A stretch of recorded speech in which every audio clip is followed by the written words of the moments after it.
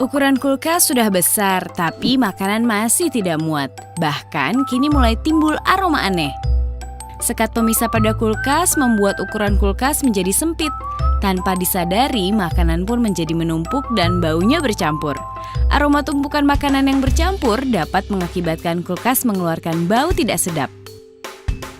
Tak perlu khawatir, kini telah hadir kulkas Panasonic F610. Kulkas 6 pintu dengan desain kaca elegan menyeluruh.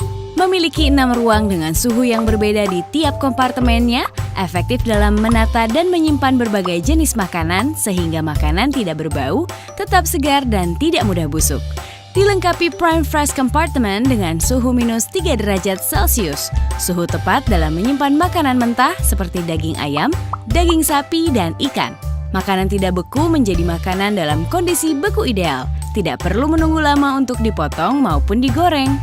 Ditambah dengan Econavi System yang memiliki 5 sensor pintar, dapat mengatur suhu kulkas sesuai isi dan jenis makanan sehingga makanan tetap segar dan tidak mudah busuk.